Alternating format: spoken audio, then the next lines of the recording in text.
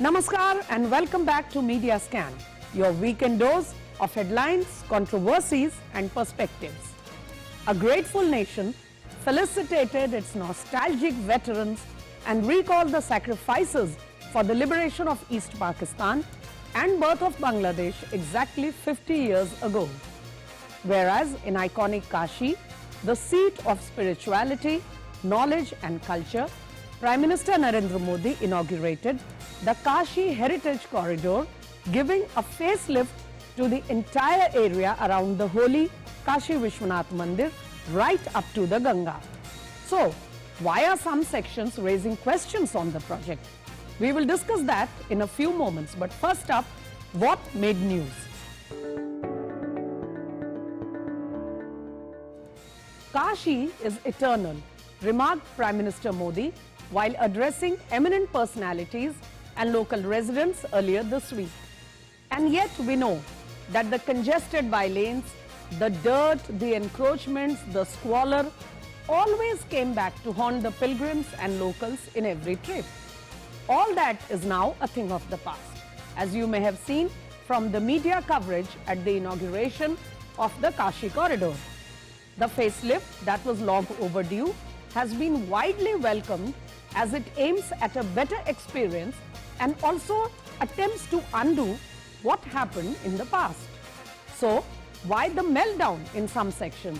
Wait for our next segment. Functions to commemorate the Swarnim Vijay Divas are being held in all the four corners of the country as we complete half a century of the liberation of Bangladesh. Media shows and newspaper columns featured proud veterans in a throwback to the historic 13-day battle which changed the geography of South Asia so swiftly. Meanwhile, President Ramnath Kovind and Prime Minister Narendra Modi greeted Bangladesh and our security forces. President Kovind has also travelled to Dhaka to join the historic occasion. In a setback to the Mahavikas Aghadi in Maharashtra, the opposition BJP wrested 2 seats from the ruling combine and went out to win 4 out of the 6 MLC seats in the state. The party has consolidated its position in Vidarbha region by bagging Akola, Buldhana, Washim and the Nagpur seats. Leader of opposition Devendra Fadnavis said the results prove that mere arithmetic could not ensure victory in politics. Congress leader Rahul Gandhi's comments in Jaipur that Hindu and Hindutva were 2 different concepts and that India needed Hindu but not Hindutva was criticized widely by political commentators, columnists and netizens alike. People pointed out that the 2 could not be separated. Rahul Gandhi was speaking in a public gathering held earlier this week. His comments were tweeted by several party leaders on social media. As protesting farmers packed up to return home, the borders of Delhi were finally opened up for commuters after more than 1 year. There were celebrations at the protest site before the farmers left with their belongings. The situation was resolved following the Parliament's repeal of the contentious agri-reform laws and the PM announcing an expert committee to discuss the road ahead for the agriculture sector. So those were some of the headlines you saw for most of the week this time. Viewers, you must have noticed and the entire country was admiring and was in awe of the Kashi Vishwanath Dham project that the Prime Minister Narendra Modi inaugurated earlier this week. The facelift in and around the temple, the wide spaces that you can see now which were so full of congested lanes, by-lanes, all kinds of squalor and dirt and encroachment upon very iconic, very historic temples and structures. All that is now a thing of the past. As the Prime Minister was mentioning the need for this project and why it had to be completed within a stipulated time, we saw from some sections, not unsurprisingly, certain comments and questions trying to raise a finger on the project. Somebody on the ground that this was antithetical to India's traditions of secularism. Some other people trying to raise the issue that the locals were not in consonance with the idea. And some even saying that this could be a way to push majoritarianism. Why should anybody have a problem? Why such a meltdown on a project which only gives a historical, a cultural, a spiritual center of the country a much better look, better facilities for those who live there, as also the thousands and lakhs who come there from India and abroad? So these are some of the questions on which we are going to dwell in our media scan this evening. And for this, I have a very distinguished panel of guests here with me. Let me introduce my guests for media scan this evening to you. My first guest for the evening is a well-known author, columnist, and commentator on current affairs. You have been reading him on various digital and print platforms, as also hearing him on television once in a while. Let me welcome Arun Anand on Media Scan this evening, and particularly a warm welcome because it is his first appearance on our show. Welcome, Arun Anand. Thank you. My second guest for the evening is also nowadays a well-known media personality, an academician with Delhi University, known for speaking her mind openly. She is also widely followed in the social media, and her voice is being amplified at various platforms. Let me welcome Professor Geeta Bhatt, academician in Delhi University, who is joining us again for the first time. Welcome, Dr. Geeta Bhatt. Namaskar. Thank you so much, Smita ji, for calling me on your program. So with these two guests and analysts with us, both of us joining us for the first time, I hope we are going to have a fruitful conversation on what transpired during the week. And can I come to the lady here first? Professor Geeta Bhatt, you must have followed, like all of us, the great work that has been done in the first phase of the Kashi Vishwanath Dham. At the same time, there is much more to come. You know, it started with the Prime Minister insisting on the cleaning of the ghats way back when he just became the MP of Varanasi and the Prime Minister of the country. Since then, there have been relentless efforts to change the way Kashi Vishwanath was being looked upon, and the entire city, in fact. Now, my first question to you is going to be very straight and simple. Why should anybody have any problems or objections to a work which is being done to clean up, to rebuild, and to facelift a place which is thronged by thousands and lakhs of people every month? Your takes. Smita ji, you know, in 1916, when Mahatma Gandhi had visited Banaras for the foundation laying ceremony of Banaras Hindu University, and when at that time he had, you know, visited the Kashi Vishwanath temple, he, in many of his articles, wrote that how saddened he was to see the condition of, you know, such an ancient city of India, seeing the dirty lanes, and which used to be the spiritual and cultural center of the whole nation, that it was in such a pathetic state. True. And I think when the Prime Minister, after becoming the member of the Parliament, when he first raised, it was, you know, in consonance with what Mahatma Gandhi had also observed when Yes. he had visited in 1916. However, you know, post-independence, somehow, the kind of ecosystem which was at work in terms of whether it was governance, whether it was, you know, public policy, or whether it was, you know, in the intellectual space, somehow we saw that there was a very colonized mindset which was at work, where there was a very apologetic approach towards whatever was related to Indian culture, Indian heritage, and Indian art, and Indian philosophy, and the spiritual study. Post 2014, I think the one major change that has come is that all, you know, such important places, significant cities, which were learning centers, and in which I think Banaras is a place which we can put, you know, on the #1 spot, knowing that this is the city which is considered to be the most ancient and the most old city of the world. This is the city where Tulsidas ji had written Ramcharitmanas and Hanuman Chalisa. This is the city where Adi Shankaracharya, you know, he had also visited. Guru Nanak ji visited it in, you know, 1506. Dara Shikoh, he translated the Upanishads in Persian Professor Bhatt, allow me to Banaras. interrupt you here So, just so for a many second. more Yes, just examples allow me are to there. bring in one point here. I'm grateful that you mentioned the experiences shared by Mahatma Gandhi way back, and we are all aware of what he had written. And then, you know, how successive governments, somehow it was never their priority. Even if it was not for spiritual reasons, at least for hygiene reasons, at least for simple facilities, but nobody ever paid attention. Allow me to bring in Arun Anand here.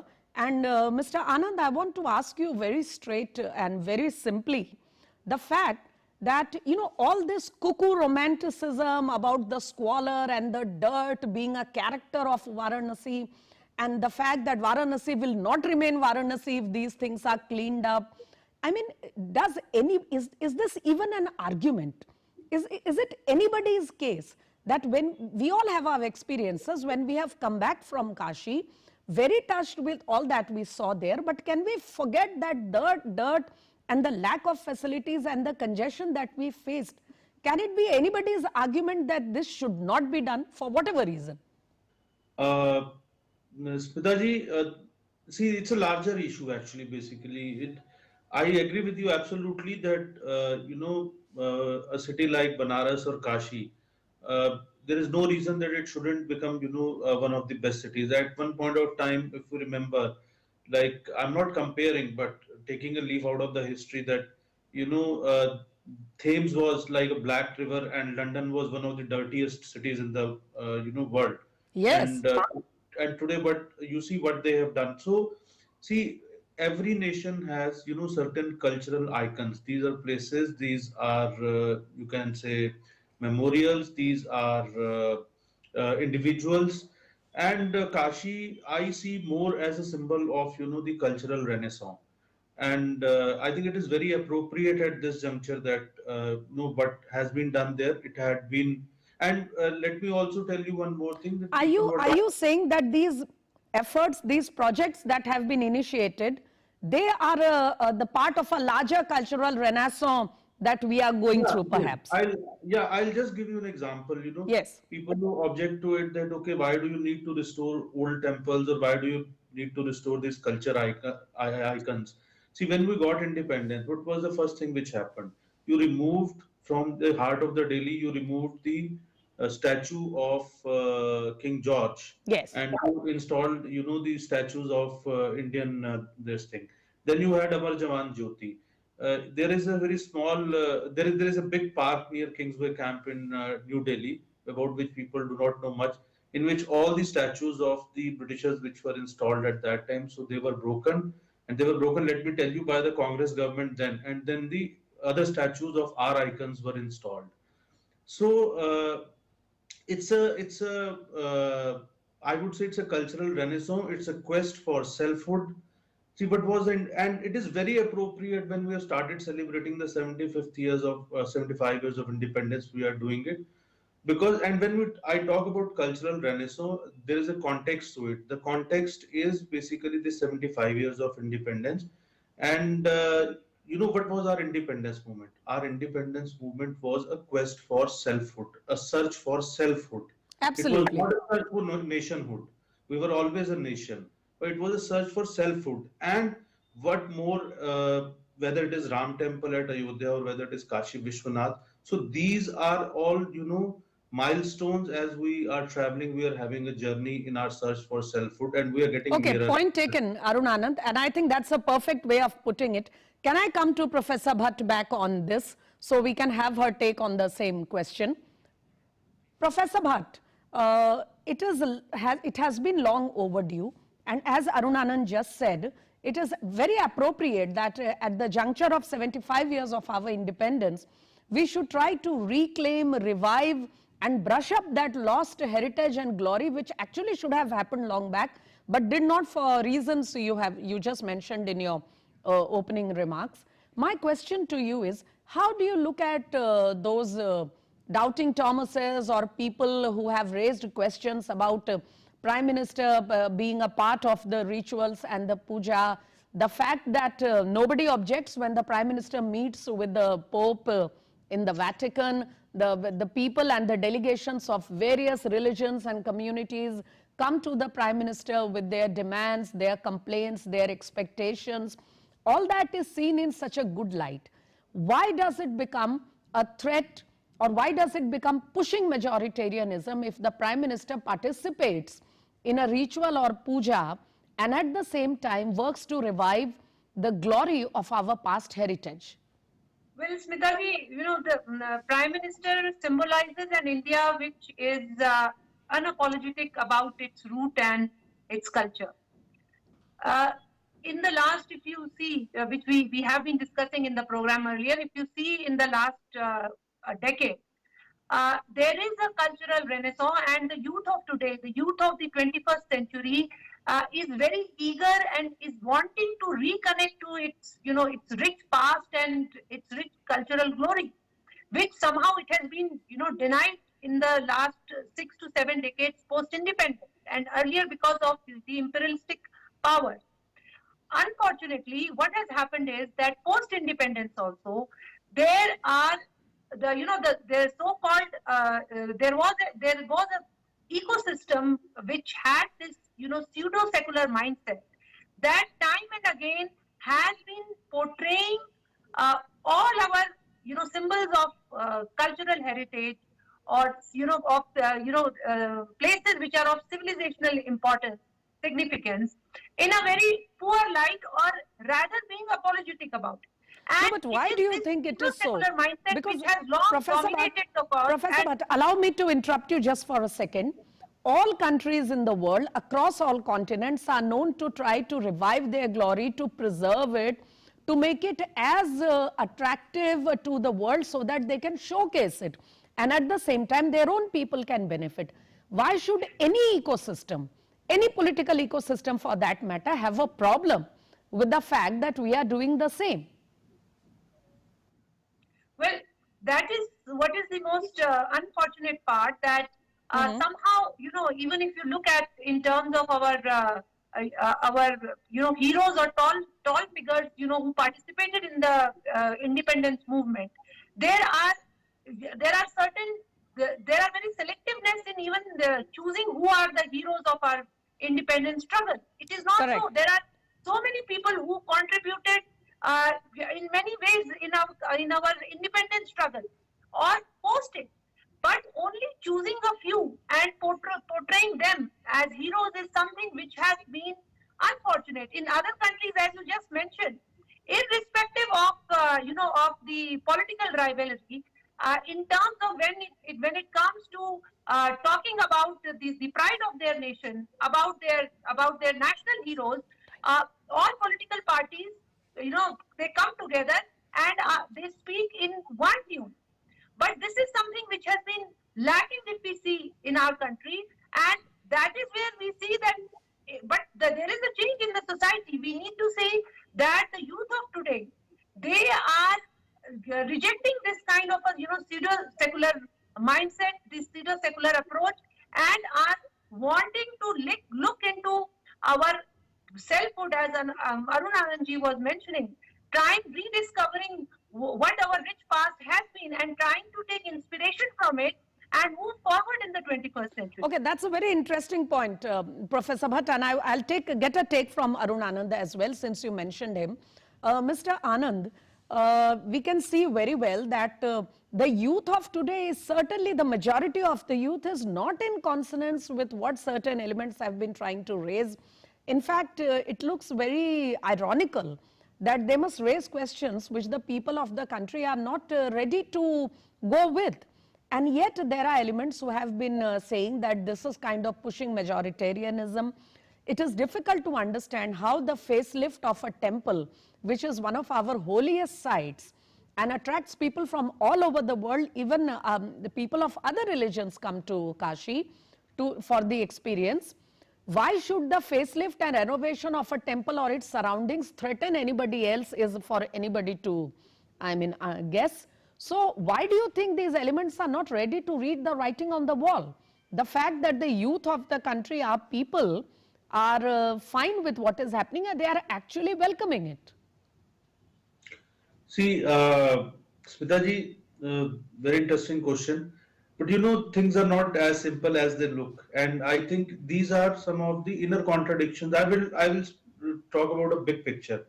Yes. Yes, there are political considerations. Of course, they feel that the more anti-Hindu or the more anti-Sanatan Dharma they will be, the more minority votes they will get, which is actually basically, I think, a misunderstanding, and which is also unfortunately, undermining the nationalistic feelings of all sections of society, especially the minorities in the Are country. you saying, Arun Anand, are you saying that questioning the project or any such efforts in other cities and places is actually a fear of losing votes? Is that what you're saying? No, it's no, I would say one is, they have to take a pole position, because BJP is seen as a strong proponent of Sanatan Dharma. You may call it Hindutva also, or whatever, Bharatiyata or the nationalism, and these parties have been marginalized. But I just want to come to the larger picture. The thing is that, see, these are, again, as I said, these are symbols and icons of Sanatan Dharma.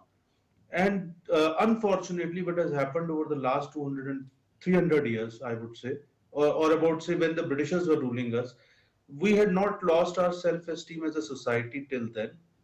But the Britishers were very smart. Even during the Mughal period or during the invasions of Islamic invaders, we were able to retain, this Indian society was able to retain its self-esteem. But the Britishers, they shut down our education system, they created fault lines, and those fault lines are, and they replaced it with the Macaulayan system, which has produced basically brown sahibs and glorified clerks, but nothing else, in the name of even intelligentsia, a large section of society. So that's why, post independence also, I would say, let's not look at it in a very vindictive manner. I think that these people do not have an understanding of Sanatan Dharma. They need to have better understanding, and that is the responsibility of the society. They're part of our society. So it's an inner contradiction which we have to sort out. Fortunately, people who have understanding of Sanatan Dharma and who have faith in that are now growing in numbers, and especially the youth, as you mentioned. But these are complex issues, and these are the fault lines basically which have emerged over the last 200, 250 years. And these fault lines gave political gains to certain sections for almost 60, 65 years. And Thank you, Arun Anand, for bringing to us that historical perspective for the benefit of our viewers. And let me get Professor Bhatt here on this, because I'm afraid I have very little time left on the show now. Professor Bhatt, you just heard Arun Anand. He gave the historic perspective of why these contradictions in our intelligentsia, lead to such questions and issues. But you are an academician. We expect a more holistic and long-term view from you. From what Mr. Anand just said, it looks like it's going to take a long time to get over these things, these contradictions that our society faces.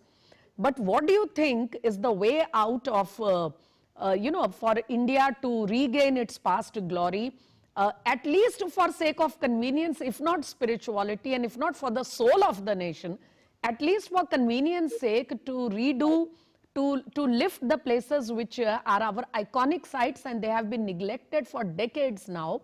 How do you see things going forward from here? Well, Smitaji, actually, what Arun Anandji said was taking that forward. For a very long time, somehow there was, if I may say, political aristocracy, or there were, a certain section of ruling elites who thought that, the discourse in the country is governed by only a select few. And so there was always this sense of an entitlement among them, which somehow in the past, couple of years has been shaken. And it is because of this, and the reason being is that the kind of, there has been an ideological vacuum among such people. And there is a total disconnect between what is the actual indigenous thought of the country. And that is the reason why they have been losing, these voices, if you see, they are losing ground. And if you see in terms of, looking forward, especially in the context that we are already celebrating, the Amrit Mahotsav, the 75th year of independence, and looking it forward, that now taking this as a period as a golden period of development till we celebrate the 100th year of our independence. I see a very constructive viewpoint in the future, where in the society people are looking forward to contribute in academically, socially, and intellectually, in terms of looking into, for example, there are so many scriptures, Indian scriptures, which are across not only in India but across the world, which needs to be read, which needs to be translated. We Indians need to actually understand what has been written in them. So there can be various aspects in which contribution can be made by the academia, by the civil society, who are trying to in the past glory of this nation, trying to take the country forward in the 21st century. Very well put, Professor Bhatt. And I think our viewers have greatly benefited from your perspective here. Also, Arun Anand, the way you have put things in a historic perspective, as well as given a kind of a roadmap of how the country is going to go forward from here. Certainly, it is our citizens, our intelligentsia, particularly the academics who need to come forward to take this legacy. It has already been long overdue, I think. But on that note, I am afraid I have completely run out of time on Media Scan this evening. So allow me to thank both of you profusely for joining us. Professor Bhatt, despite your preoccupation, you managed to squeeze the time. And Mr. Arun Anand, who was also joining us for the first time. Thank you very much, Professor Geeta Bhatt, joining us from Shimla, where she is busy in a conference of a similar nature. Also, thank you, Arun Anand, for finding the time. And we hope we'll have the benefit of your perspective in our future episodes. With that, viewers, it's a wrap-up on Media Scan this evening. But do continue to watch DD India as we continue to scan the media for you. Good night.